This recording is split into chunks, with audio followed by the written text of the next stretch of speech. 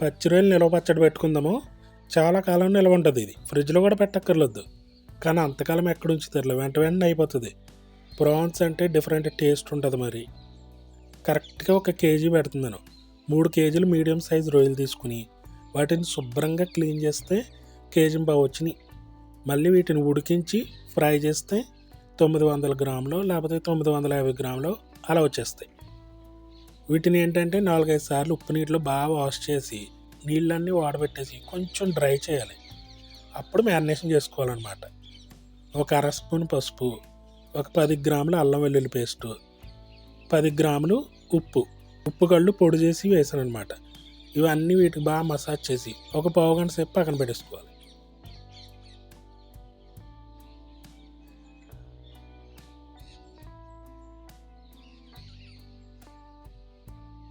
ఇందులోకి మసాలా ఒక 15 గ్రాములు ధనియాలు, 10 గ్రాములు మెంతులు, 10 గ్రాములు జీలకర్ర, 10 గ్రాములు ఆవాలు, 1 ఇంచు దాల్చిన చెక్క, 10 చిన్న యాలకులు అనమాట. అందులో తెల్లగా ఉంటాయి సీడ్స్, అందుకే కొంచెం ఎక్కువ వేసాను. లవంగాలు ఒక 10, అన్నీ 10 గ్రాములు. అంటే ఒక్కొక్కరు ఒక్కొక్క టైప్లో వేస్తారు. ఇది నా స్టైల్లో. చాలా రకాలుగా పచ్చి రొయ్యలు పచ్చడి చేస్తాను నేను. ఇది ఒక రకం. ఏది చేసినా కూడా అద్భుతమైన టేస్ట్ ఉంటుంది. ఇంక ఇవన్నీ దోరగా ఫ్రై చేసుకుని చల్లారబెట్టేసి పౌడర్ చేసి పక్కన పెట్టుకోవాలి. రొయ్యలు 15 నిమిషాలు మ్యారినేషన్ చేసుకున్నాం కదా, వాటిని ఉడకబెట్టుకుందాం. పొయ్యి మీద మూగుడు పెట్టేసి ఈ రొయ్యలు వేసుకుని మీడియం ఫ్లేమ్లో రొయ్యల్లో వాటర్ అంతా రిలీజ్ అయిపోయి అది మొత్తం ఆవిరైపోవాలి. అందులోనే ఉడకాలి రొయ్యలు.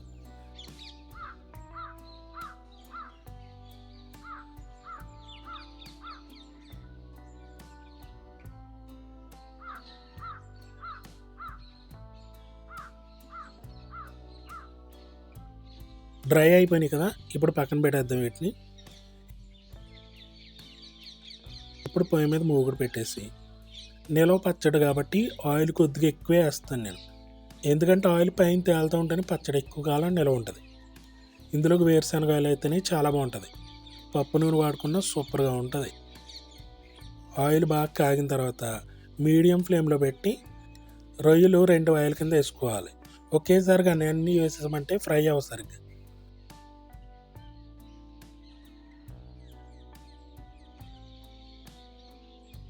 చూసారా, మంచి కలర్ వచ్చింది.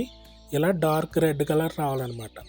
అలా పైన క్రిస్పీగా అయిపోయి లోపల కొంచెం సాఫ్ట్గా ఉంటుంది. ఇంకా సేపు కానీ ఉంచామా రాళ్ళలాగా అయిపోతాయి అన్నమాట. పచ్చడప్పుడు టేస్ట్ కూడా ఉండదు. ఇలా డార్క్ రెడ్ కలర్ వచ్చేదాకా ఫ్రై చేసుకోవాలి.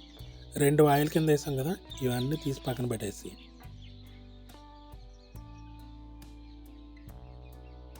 ఇదే ఆయిల్లో అల్లం వెల్లుల్లి పేస్ట్ ఇందాక మ్యారినేషన్ చేసుకున్నప్పుడు 10 గ్రాములు వేసాము. ఇంకొక 50 గ్రాములు అల్లం వెల్లుల్లి పేస్ట్. ఇదంతా ఫ్రెష్గా దంచిందే, వాటర్ తగలకుండా దంచామన్నమాట. ఇది వేసుకుని డార్క్ కలర్ వచ్చేయాలి, బాగా ఫ్రై అయిపోవాలి. పచ్చివాసన పోయేదాకా ఉంచడం అలా కాదు, బాగా డార్క్ కలర్ వచ్చేయాలన్నమాట. ఎప్పుడూ లేదు కానీ ఆయిల్ అదే విధంగా పొంగుతూ ఉంది. ఒక 30 గ్రామ్స్ ఆయిల్ వరకు బయటకు వచ్చేసింది. ఆ కంగారులో ఏం చేశానంటే కరివేపాకు వేసేసాను. ఇవి 2 బాగా ఫ్రై అయిపోయినాయి.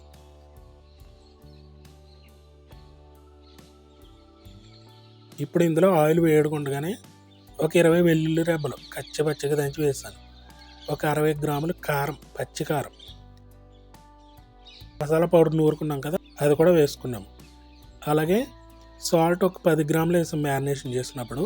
మిగిలిన 40 గ్రాములు ఇప్పుడు వేసుకున్నాము. ఉప్పు అనేది లాస్ట్లో చూసి వేసుకోవాలి.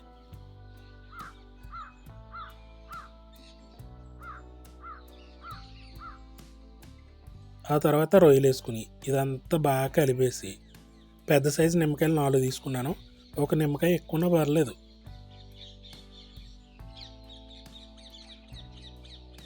ఆయిల్ బాగా చల్లారిపోయిన తర్వాత నిమ్మరసం వేసుకోవాలి. నిమ్మరసం వేయగానే పచ్చడి కొంచెం చిక్కగా అయిపోతుంది వెంటనే. అంతే, మూత పెట్టేసి 1 డే రెస్ట్ ఇచ్చేయాలి.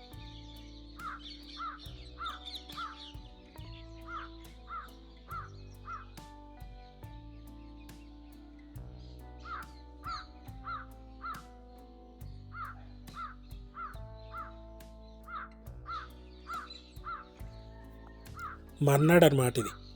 చూసారా, ఆయిల్ బాగా పైకి తేలిపోయింది, మసాలా అంతా బాగా పట్టేస్తుంది. మూత తీయగానే సువాసన భలే వచ్చింది. చాలా టేస్ట్గా ఉంటుందిలే. ఇది నాకు బయట కంట్రీ నుంచి వచ్చిన ఆర్డర్స్. ఇప్పుడు ఎలాగ వీడియోస్ షూట్ చేస్తున్నాను కదా, అందుకే తీసుకున్నాను. ఇంతకుముందు డెలివరీ ఇచ్చేటప్పుడు చాలా ఇబ్బంది అయ్యేది, అందుకే కొన్ని రోజులు ఆపాను. కానీ మధ్య మధ్యలో ఆర్డర్స్ వస్తూనే ఉన్నాయి. ఇంకా చికెన్లో చాలా వీడియోస్ తీసాను, అవి కూడా అప్లోడ్ చేస్తాను. పచ్చడి అయితే అమోఘం అనమాట, చాలా ఎక్కువ కాలం నిల్వ ఉంటుంది. మసాలాలో ఒక్కొక్కరు ఒక్కో రకంగా వేస్తారు. రొయ్యల పచ్చళ్ళలోనే నేను చాలా రకాలు చేస్తూ ఉంటాను, ఇది ఒక రకం. ఇంతకీ అందరూ కరెక్ట్గా వేసేది ఏంటంటే ఉప్పు. ఇంకా మసాలా అనేది ఒక్కొక్క చేతికి ఒక్కొక్క టేస్ట్ ఉంటుంది. మన పచ్చళ్ళు అయితే మంచి క్వాలిటీగా చాలా టేస్ట్గా ఉంటాయి, ఎక్కువ కాలం నిల్వ ఉంటుంది అనమాట. ఇంతకీ రొయ్యలు ఫ్రై చేయడము, అల్లం వెల్లుల్లి పేస్ట్ ఫ్రై చేసి కాడే ఉంటుంది మొత్తం. వేరుశనగాయలు అయితే పచ్చడి అద్దరిపోద్ది. నేను అలా రొయ్యని ఒక్క చేత్తో తుంచుతున్నాను కదా, అలా రావాలి. అది రాకుండా రాడులా ఉందంటే పచ్చడి అంతగా బాగలేదు అన్నట్టు. ఇదైతే రొయ్య మనం కొంచెం విరవగలిగాము కదా, కరెక్ట్గా ఉన్నట్టు. ఎక్కువ కాలం నిల్వ ఉంటుంది, లోపల కొంచెం సాఫ్ట్గా ఉంటుంది, నమిలేటప్పుడు చాలా బాగుంటుంది. అద్భుతమైన టేస్ట్ అనమాట. పచ్చడి అయితే అద్దరిపోయింది. ఇంకా బోల్డ్ అని రెసిపీ చేసుకుందాము. మన ఛానల్కి సపోర్ట్ ఇవ్వండి, సబ్స్క్రైబ్ చేసేసుకోండి, బెల్ బటన్ నొక్కితే నోటిఫికేషన్స్ వచ్చేస్తాయి. లైక్ చేయండి, షేర్ కూడా చేయండి.